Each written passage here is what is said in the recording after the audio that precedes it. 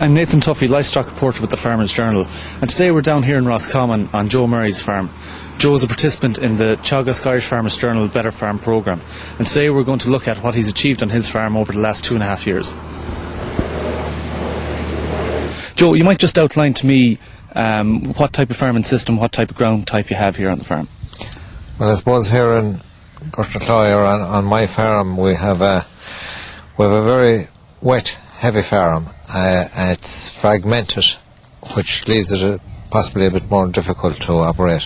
What type of farming numbers, what type of stock numbers and cows are you running here on the farm at the moment? At the moment we're running about 66 calved cows. We have 4 replacement heifers. We have 30 bulls from last year's stock. Shane, you're the Better Farm advisor in the area. You might just give us a rundown of what you've been focused on over the last 3 years on Joe's farm here. On Joe's farm here, what we focused on as part of the 3-year plan, we identified 4 main areas. I suppose number 1 was calving spread. Joe's calving spread was 8 months when we began 2 years ago. He's taken it back to almost 3.5 months at this stage, and our aim would be 12-week calving spread by next year, 2012. The other key area, I suppose, is grassland management, and he's made great strides in that, in reseeding, improving P&K and the fertility in the soil. Along with that, and I suppose tied in, is the level of output from grass, the number of days of grass. And Joe has taken on, as part of the autumn calving herd, is grazing the calves from January onwards of grass, and that's improved, I suppose, live weight gain from grass, cheap gain, and number 2, it's improved his calving spread and calving until we're bringing cows back in heat those days earlier.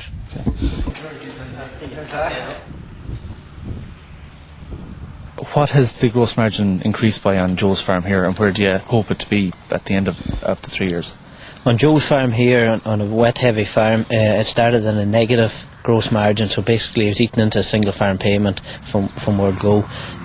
After 2 years he's increased that by 355%.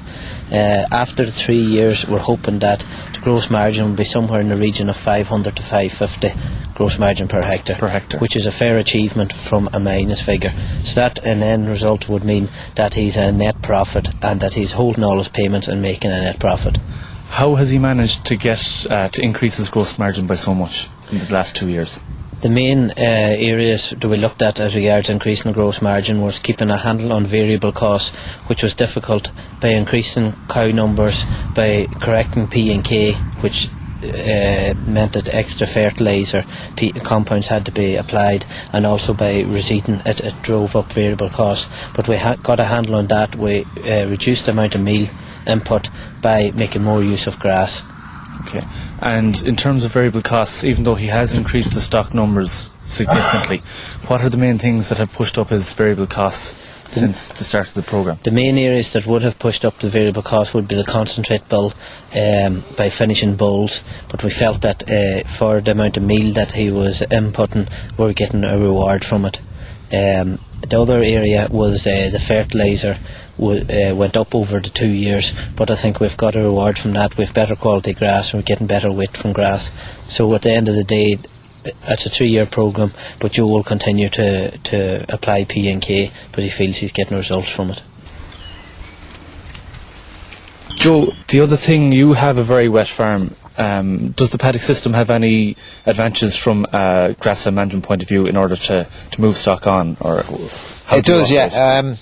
When the farm gets wet, we mightn't get to ease it down to what we'd like to ease it down to. We'd move them on to the next paddock to keep them up. And but there's one thing about it: if you do damage, supposing a bad night comes and you do damage, you've only a small proportion of the farm damaged. Yes. By moving them on before they have the paddock grazed out, does that risk building up stem in the sward, or how do you alleviate that? Well, what you do the next time you come round in the rotation, the next time you make sure to get that paddock head down right again, so that you get the quality back in the grass. And say in the springtime and in the back end of the year, because you have a wet farm, what changes have you made to what stock you put out? We prioritise the lighter stock when when the ground gets heavy and wet, we just graze it with the livestock. So your calves would be out grazing, say, in January, February. Is that the way you're operating? Yes, when the cows start calving in November, and when the calf comes to a couple of weeks old, that calf is trained to go out, and eventually them calves is going off every day grazing, which in turn helps the cow coming back in heat.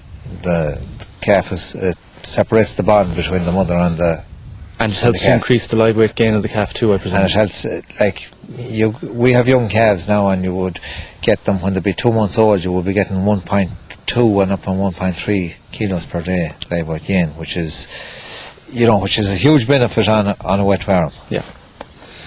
So today we've seen how Joe has increased his gross margin on his farm over the last 2.5 years through increasing output, better grassland management and better breeding management.